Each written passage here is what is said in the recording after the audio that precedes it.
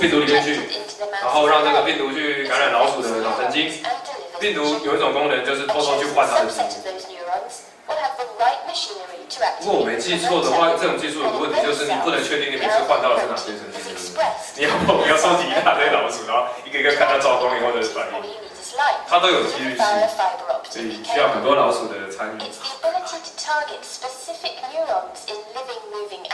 好处是说，你事后你可以很确定知道你表现在哪几颗上面，然后你看到它照光以后的反应，你就知道那几颗的功能了，有点逆向操作。像这只果蝇的话，我们发现它被照光，它就会拍翅膀要飞，就会发现啊，被表现的那几颗就是在管说它决定要飞的那个神经。所以这只果蝇只要一变亮，它就强迫的飞，它不是它自己要飞，是那个光让它飞。这就是管它跳跟拍翅膀的神经。除了可以把神经启动的方法以外，他们也找到了把神经关掉的那个表现方法，用另外一种蛋白质，把它装到神经细胞上的话，它只要被亮到那个颜色的光，那个神经会关机。像这个虫，它平常一直动，但是它一被照黄光，它就被强迫关掉了，它不能动，它的运动神经就要强迫被关掉。inhibit 它的 motor neuron。这个是心脏细胞，把它养在培养皿里面。那么这个心脏细胞是被改成被照光的话，它叫收缩一下，也就是心跳的意思。跟那个蓝光同步。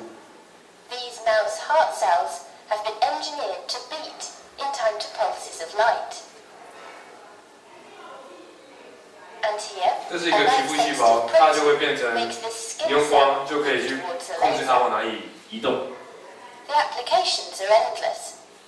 他们那个时候2010年的时候认为这项技术的应用就无限，然后我们学校它马上就引进了这个技术，超级快，好像前个礼拜在 YouTube 上面看到那个小蜜传给我的影片，下个礼拜某人他们家就有了。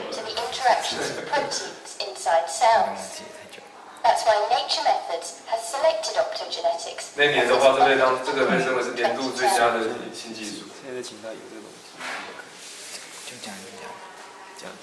个人是觉得这个技术当初也是觉得好像很有希望，之前就有。那实际上会碰到什么问题，现在还不清楚，因为才3年而已。那我最近知道一项，就是隔壁实验室他们做的一个实验是，他们想要去找那个嗅觉啊，果蝇用它的嗅觉跟嗅觉有关的神经细胞很多嘛，他们想要去找哪一部分是在控制你闻到二氧化碳并且害怕，因为果蝇怕二氧化碳，果蝇在正常情况底下闻到二氧化碳它会绕跑。但是实际上那个神经怎么连怎么走不是很清楚，因为毕竟我们就不知道它功能嘛，我们只能知道形状。然后把刚才那种蛋白质就是都给它表现试试看，就会变成说，如果我今天有猜对了，我表现到的是对二氧化碳的恐惧的那个神经的话，那它看到蓝光，它就要跟看到二氧化碳一样的害怕，也就是果蝇看到蓝光的时候会以为自己闻到二氧化碳。这个他们有做，这个做得出来，类似这样子的研究方法。好，想说前面几次都算沾到边，想说第7次我们要不要来聊一聊？这个我没有做很多细节，我们有做一个实验，想要让大家玩玩看。我要请阿德来操作，因为这个需要细心手巧的。那有来过咖啡日的那个道友都知道，冲咖啡就很困难，但他很会冲，他也很会做实验。我们要先请一个朋友上来受测。反正在那边椅子上。让我去拿一下。你本来这边也要准备嘛？对。我去拿一个。你找一个做事者。我找一个，我想一个。你问谁自愿？然后再拿。你先睡一下。什么奇怪的游戏的？手。还是拿纸？讲一下这个自我的东西好了。我们一般会讲到我执的话，会想到有关的，比方说慈悲心跟同理心这种东西，其实神经科学可以做，有一些做。像那个也是我记得也是癫痫实验吧，90年代还是什么时候，因为他开了大脑可以在测量脑神经的活动，然后那次是那个量测的探针还插在病患的脑袋上，然后病患看到医生嘛，医生在准备帮他医疗，就医生不小心拿针扎到自己的手，痛，结果病人的脑神经起反应了。这个我们来讲很简单嘛，因为你看到别人被刺的时候，你自己会觉得很痛。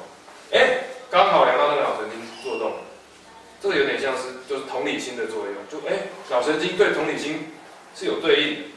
后来就有一系列的研究，就是同理心有关的这个神经，后来被叫做镜像神经元，就照镜子的意思 ，mirror neuron。那这个有个体差异，有些人的反应比较大，有些人的反应比较差。你可以想象，有些人看到别人那个被车撞干嘛，他是没有感觉；那有些人看了会觉得好可怜，好可怜。啊，你觉得很痛，跟你觉得好可怜又是两回事。想想看，那个前几个月我有读到一篇在 Science 上面的那个报道，她是一个也是神经科学家，美国人嘛，一个女生。那她说好像对禅修有兴趣，禅修了相当一段时间。后来她有主导一系列用刚刚陈哲介绍的那个核磁共振造影的实验。那很有趣的一段就是，他当年设计的一个实验，他就去找很多情侣或者是夫妇都可以，反正美国人叫 couple， 他就是请男生或女生坐在那个仪器里面量测，然后让他看得见，用荧幕看得见他的伴侣，被弄痛，然后就戳他干嘛，电他，我记得是电他，然后去看他大脑哪边起反应。这是一种行为作用 ，OK， 他就归纳出来说，只要看到自己的伴侣被电的时候呢，都是某个脑区会起反应，所以这个脑区的话，一定是跟同理心有关系。当初发了一篇那个 paper 发得很大。隔了几年之后，他有幸请到一个有名的出家人，是有一本书叫做《僧侣与哲学家》的那个作者，法国人，他是西藏出家，他本身是那个分子生物毕业。那么他参与那个实验，那个时候女生就请那个喇嘛说，既然请你这么慈悲的禅修，在我们的仪器里面做，结果也是有个脑区亮，哎呀不一样，跟我当初做的结果根本不一样，这就有问题。他就问那个喇嘛说，你到底这个禅修是怎么做的？为什么跟我们这结果不一样？他说我在观修我对全世界众生的爱。他说等一下，你不要做这种慈悲，你做另外一种慈悲。你要观想世人的痛苦，好观想大家的痛，变得有点像悲心这样，就 OK， 就相应了，就回到同一个脑区。那换句话说，这个看得出来是不同脑区在做。我记得还有一个实验是在90几年的时候做，那个发在 Nature， 他们做的是叫那个西藏的僧人去做观想。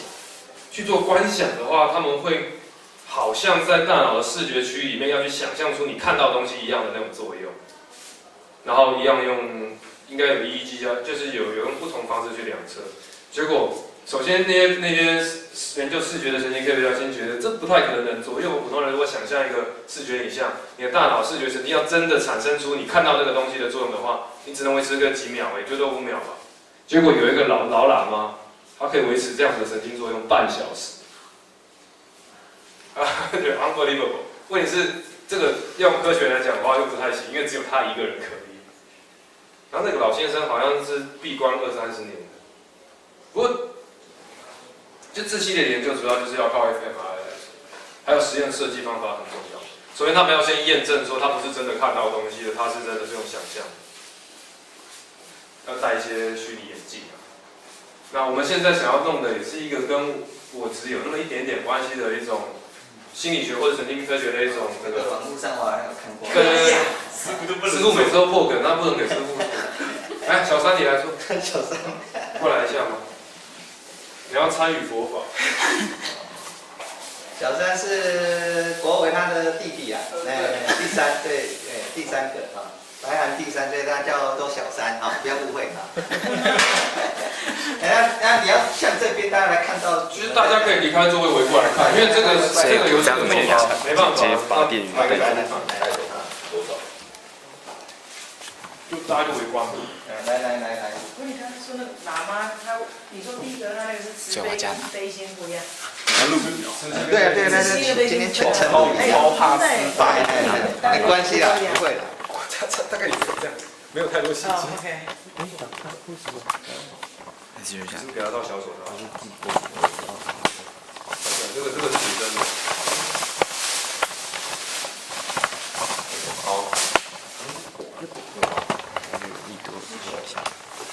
这我跟他没有了，这里就是不然你从不能硬吹，你就打。从深圳那边。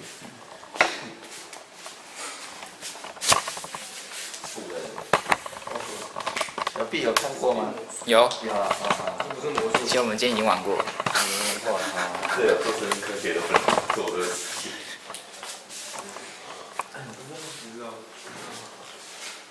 林博啊，林博现在在哪里服务啊？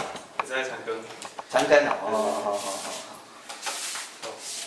你现在先左手一直看你的左手，阿豆你开始好好观察你的左手。阿豆一直动它，你要先适应你手戴手套的感觉，对，阿豆动一下，对，每根手指头都感觉一下。好，那现在呢，我现在用这支笔去刷你的手，好，你去记住你的手的感觉会是这样，对，阿豆，而且是你的手呢是这样的被笔刷，而且它的位置，你的视觉上，请认真、专注的看你的这个笔怎么去刷你的手，而且它对你的手的刺激会是这样。要有定力这样。对。好，刷你的小指头、无名指、中指、食指、拇指，每个地方手背。好，记住现在的感觉。放这个，来，坐过来一点。好，放在上面。在手旁边。哎，那个布，我来弄。来弄布。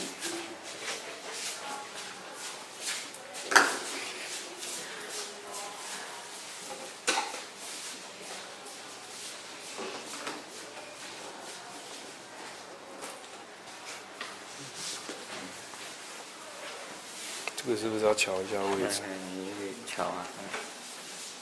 哎，那个板子，我来扶，我调一下摄影机。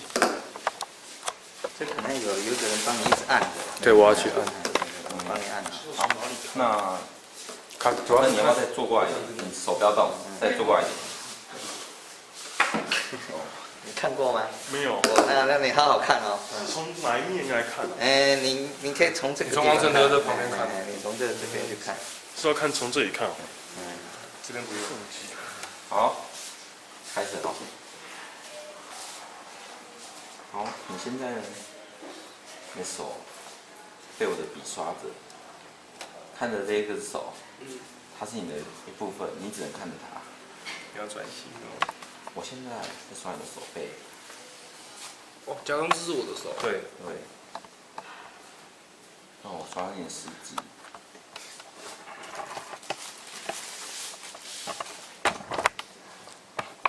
再刷回来。刷你的虎口。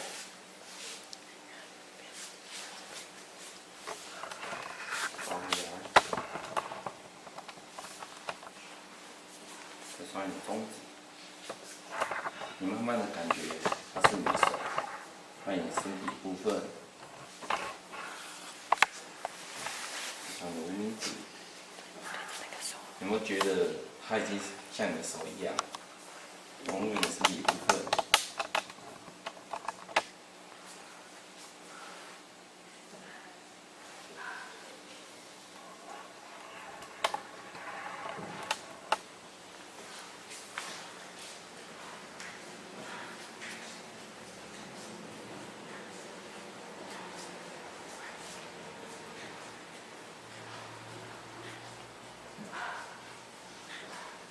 它渐渐的是你的身体部分，我感觉它根本就是你的手。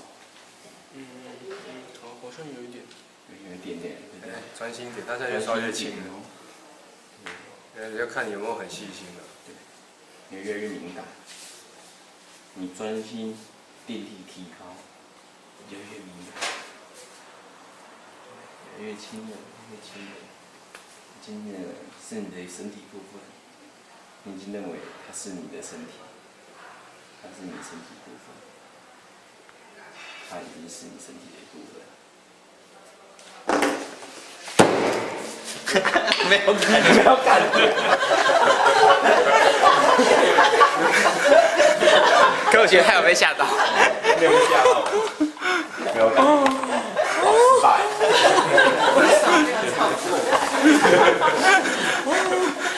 好，解释一下这个实验。这个实验呢，好，因为我们模型做的非常差，其实这个实验，而且要花的时间比较久，就是你要一直弄它，弄到有一段时间。那实验结果证实是，因为我们打的是假手，但是实际上他的手会感觉到痛。真的、哦？对。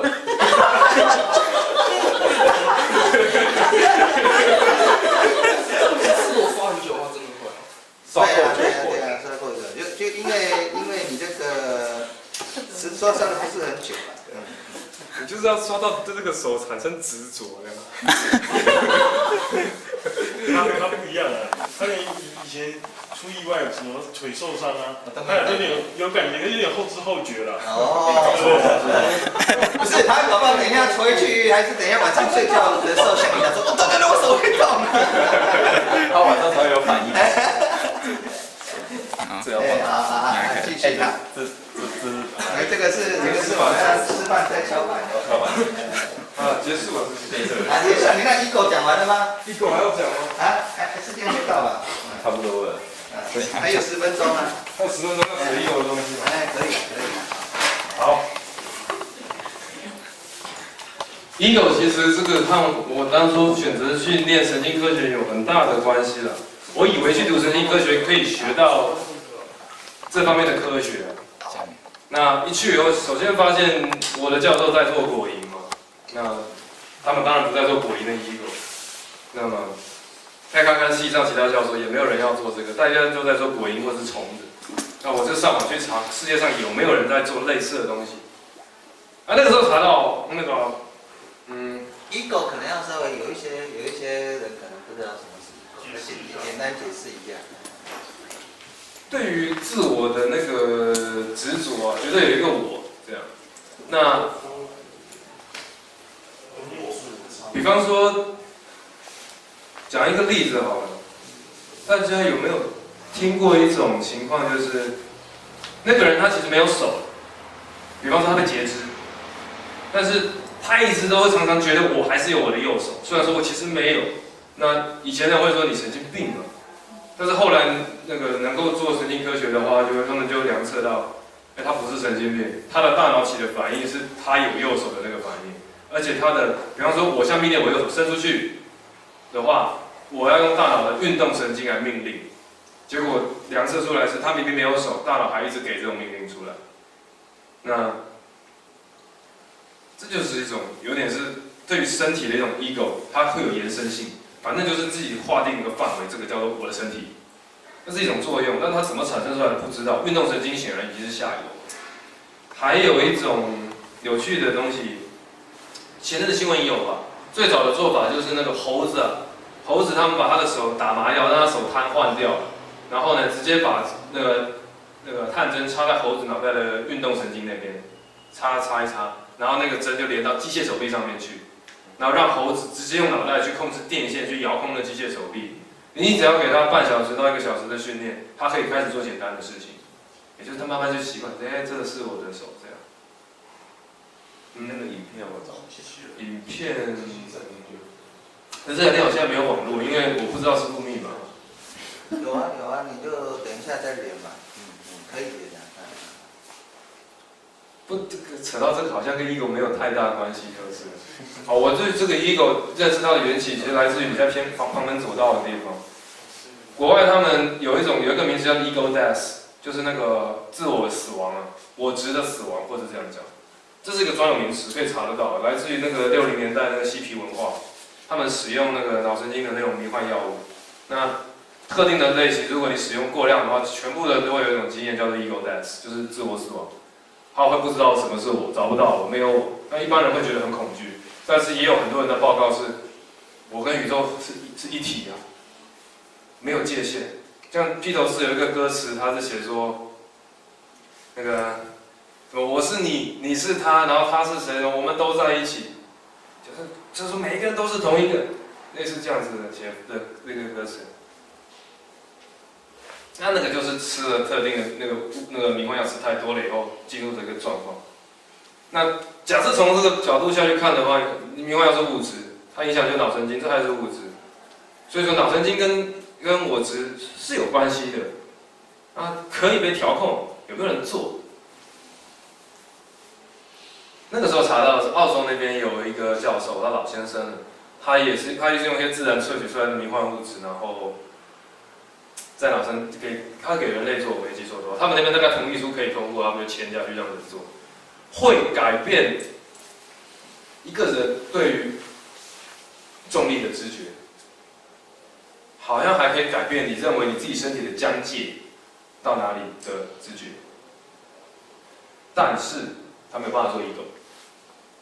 后来那个教授退休了，我就再也查不到这方面比较像是科学的研究，都只是那个嬉皮的报告，真的很可惜啦。因为看那些之前的网络那个师傅有播过一个 YouTube 的影片，他应该在 TED 上面播的一个女生的那个临床神经科学家，她中风以后，脑袋里面有一块爆掉，结果她半年都进入有点半无我的状态。很显然的，我只要起作用，你还是要靠一定的那个脑神经跟它相应的。但你不能说那段脑神经就是我执的作用，为什么？这要举一个经典的例子，有一个科学家发表了一个研究结论，叫做蝗虫的腿它的功能是听觉，蝗虫的腿的功能是听觉。他说，然后因为我这样做的，你看啊，我这个蝗虫被训练成，它只要听到我拍手的声音，它就会跳起来；它听到我拍手的声音，它就会跳起来，对不对？拍手拍出声音，蝗虫会跳。但是呢，我今天如果把它的腿打断，它就听不见了，我拍手它就不会跳了。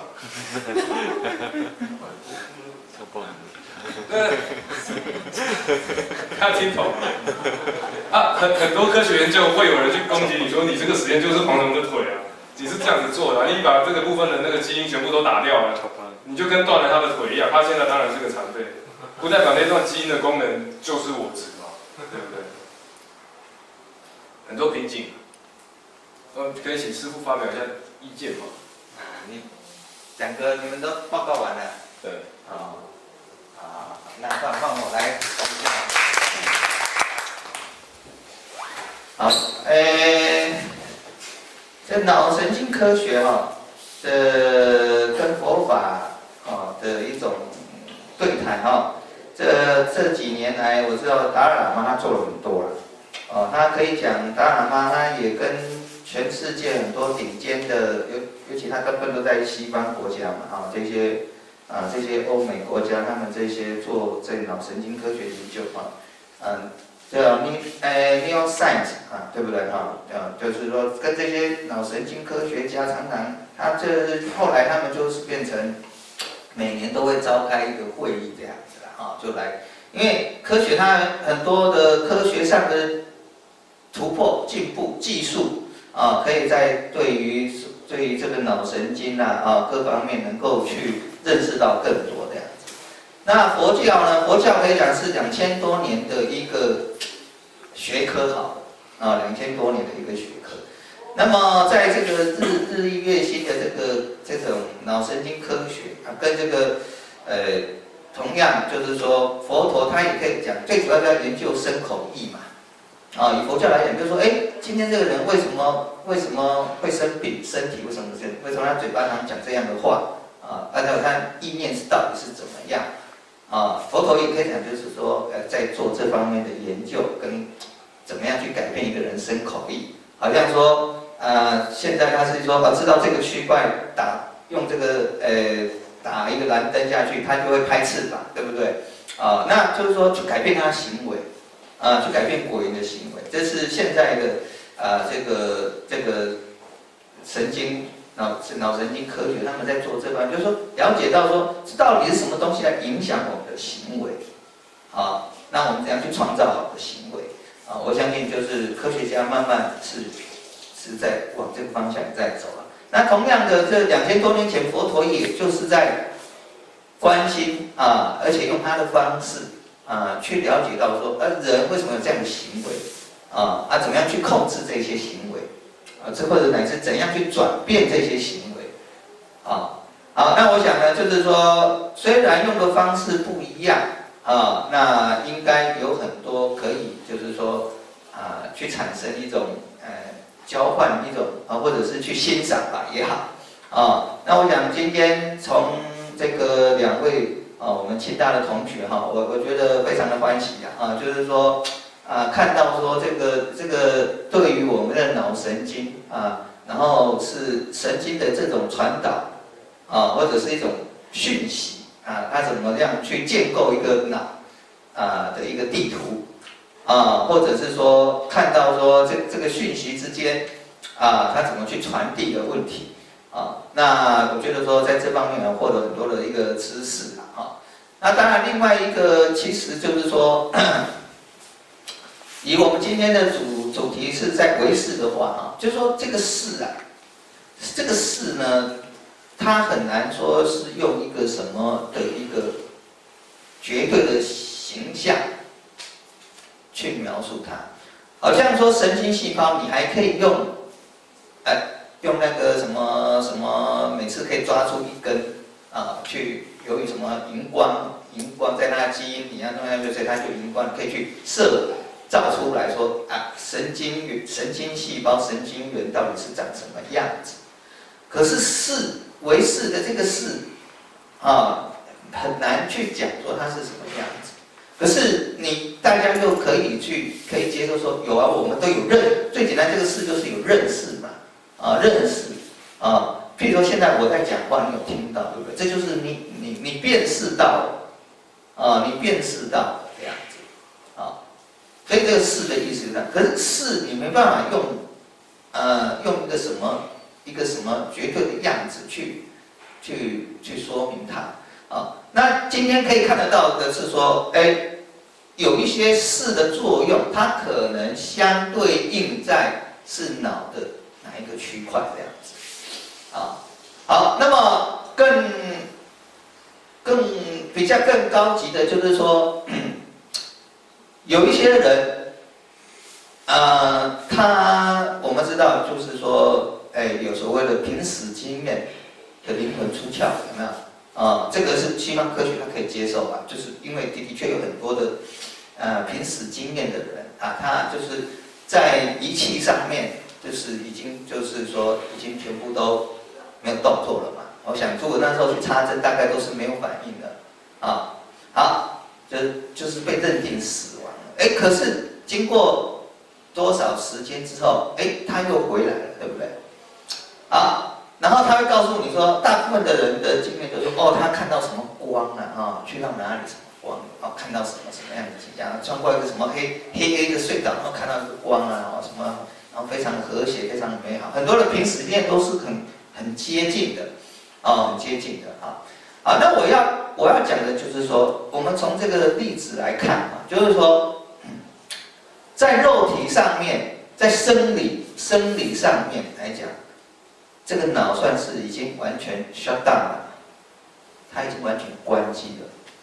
可是脑最重要的要作用的那些工作，事实上好像并没有完全停止因为它仍然继续作用。他说他看到什么，对不对？所以那时候肯定已经不是在这一块里头运作了。那到底是什么东西在运作？我想这个是不是我们这个脑神经科学是不是可以有可能再去跨到这个领域？就是说，如果在医学界大家可以接受看过那么多的有濒死经验的人，他们死了又活过来这样子，然后他们在那一段时间被判定，可以讲就是被判定脑死了嘛这个也就是那我们现在认为所有的这种心识作用一定是在这一块里头对不对？可是这块我们已经认定它是死亡了，可是它暂时死亡好了，可是他告诉你说他其实还看到什么，听到什么，还甚至想到什么，对不对？啊，那我早上也提过一个例子，就是说有一个医生，他就是在做对这个濒死经验做实验，他就那个手术台吧，上面的那个灯啊，它上面就写一张纸条，上面写一些字嘛，哈，哎，那就很多濒死经验的人都可以跟他很准确的讲说，你上面放什么纸条，上面写什么字，哦，就代表这些人真的他的灵魂跑上去了，然后看到那些字的这样子，啊，也就是说。这个部分哈，就是说，如果是不是脑神经科学家，他是不是既然他可以看到有这个事实，就是说，脑虽然死了，可是还有心室的作用，也就是说，心室的作用有可能不完全是靠这个东西，不是只有神经细胞是它的一个载具啊。如果神经细胞不是载具的时候，那些东西是怎么去？那时候的认识作用、心识作用是什么东西在作用？哎，是不是有可能去量测它呢？好，我想啊，这是不是一个很有意？我目前初步想到的哈，初步想到的哈，就是说蛮多很有意思可以去挑战的哈。那我不晓得我们的林博嘛哈，是不是来也跟我们分享一下，好，也鼓励一下哈。他是也今天我们第一次见面嘛，是吧？好，来，他是我们在长庚医院服务嘛，是吗？对。好，现在就是也在念博士班。也在念博士班，是在哪里的博士班？就是长庚大学。长庚大学，好。那你大家跟我们分享一下好吗？最近看到什么的研究啊？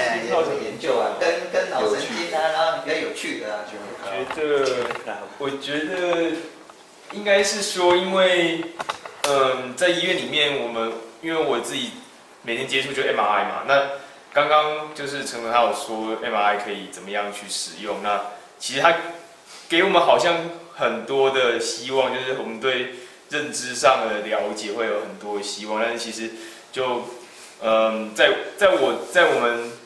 我们医院里面的观点来看，我们会觉得就是